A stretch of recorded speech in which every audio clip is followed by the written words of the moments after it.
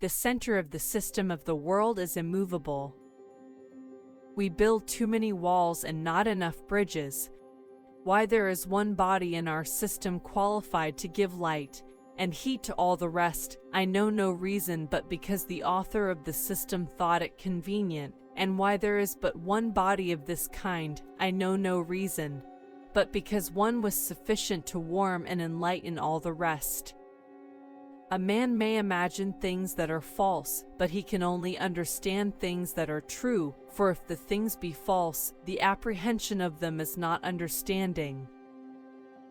If anyone offers conjectures about the truth of things from the mere possibility of hypotheses, I do not see by what stipulation anything certain can be determined in any science, since one or another set of hypotheses may always be devised which will appear to supply new difficulties.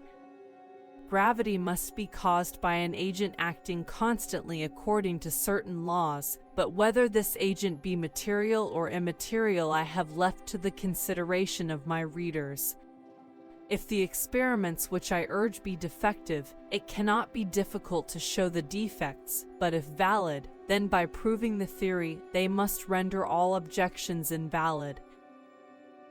God made and governs the world invisibly, and has commanded us to love and worship Him and no other God, to honor our parents and masters, and love our neighbors as ourselves, and to be temperate, just, and peaceable, and to be merciful even to brute beasts. We are certainly not to relinquish the evidence of experiments for the sake of dreams and vain fictions of our own devising, nor are we to recede from the analogy of nature, which is wont to be simple and always consonant to itself.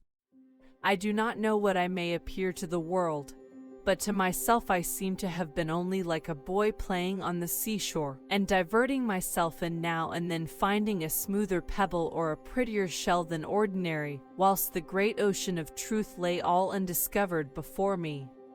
The hypothesis of matters being at first evenly spread through the heavens is, in my opinion, inconsistent with the hypothesis of innate gravity without a supernatural power to reconcile them, and therefore it infers a deity.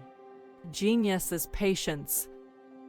Fidelity and allegiance sworn to the king is only such a fidelity, and obedience as is due to him by the law of the land, for were that faith and allegiance more than what the law requires, we would swear ourselves slaves in the king absolute, whereas, by the law, we are free men, notwithstanding those oaths. The motions of the comets are exceedingly regular, and they observe the same laws as the motions of the planets, but they differ from the motions of vortices in every particular and are often contrary to them.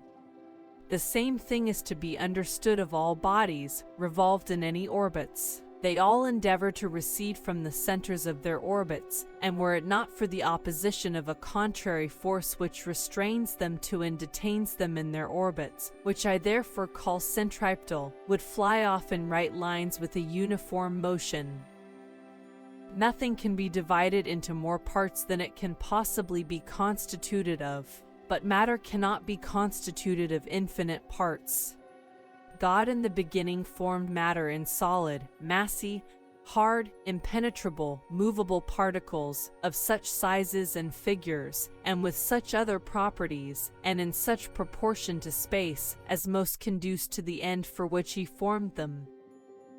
If a projectile were deprived of the force of gravity, it would not be deflected toward the earth but would go off in a straight line into the heavens and do so with uniform motion, provided that the resistance of the air were removed.